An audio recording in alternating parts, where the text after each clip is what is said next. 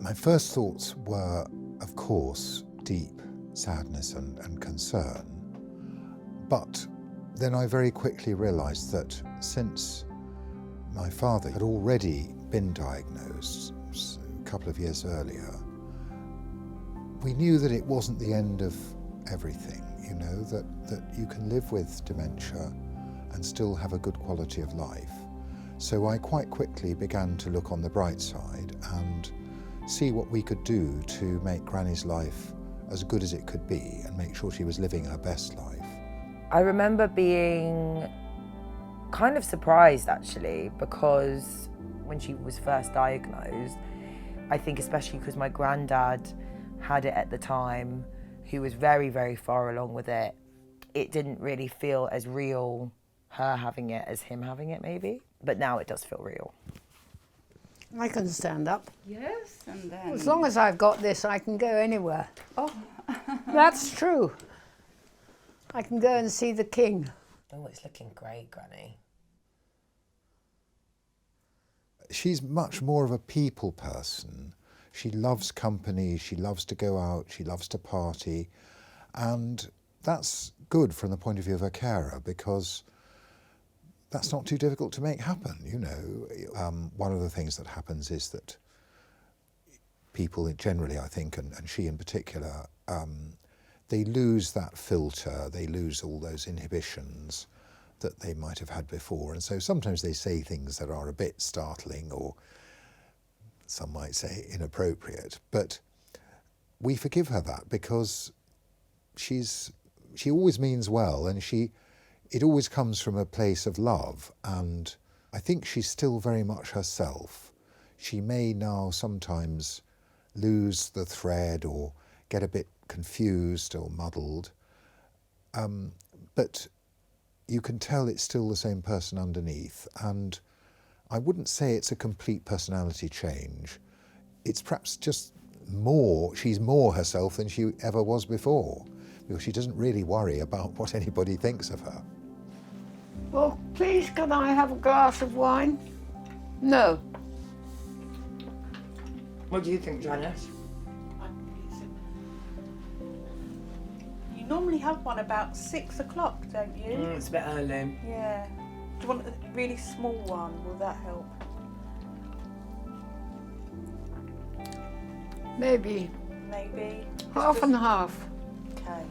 My biggest fear, and that's kind of grown as time's gone on, is being able to lose the ability to have those conversations with her. And I think when it started to become a little bit more real to me was when she just couldn't hold a conversation for as long as we usually would be able to. And it suddenly became a lot more of I had to really focus on trying to get her to stay engaged or be very aware that she is too tired to have this conversation or that kind of thing, and starting to notice little patterns of behaviour or when she would speak, of when I could start noticing that she was getting too tired. I think the biggest struggle is with myself. I know that what I need to do is go with the flow, accept her view of things and not argue with her. But we've always in the past been quite an argumentative family, and I want her to stay in touch with the real world. And so when she starts off on, you know, one of her stories, which I know is filling a gap in her memory where she's not really sure what happened, but she wants to make sense of it. And I say, no, Mum, that's not quite what happened, is it? You know, that wasn't how it was. And I see her face fall, and I know then that perhaps I've said the wrong thing.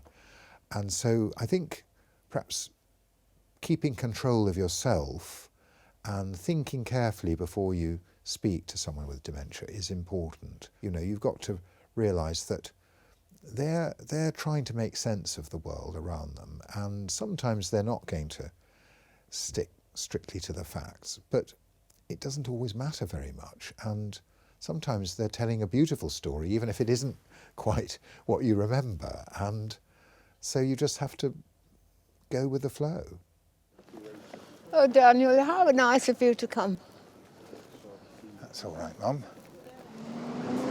Can we go here? No. I think We're going to stay on this side just for now, Mum, because we want to go and see the other greengrocer. He remembers you very well.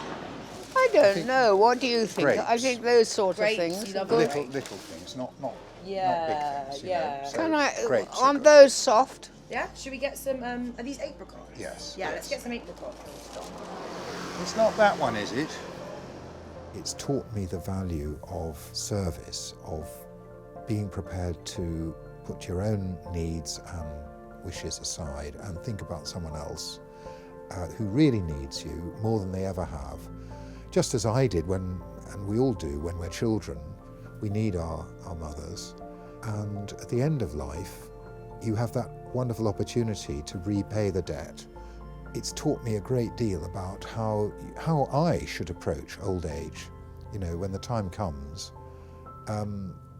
to remember to be as positive as possible, even if your mind is not as clear as it was and you get confused, to try and remember that life is always worth living.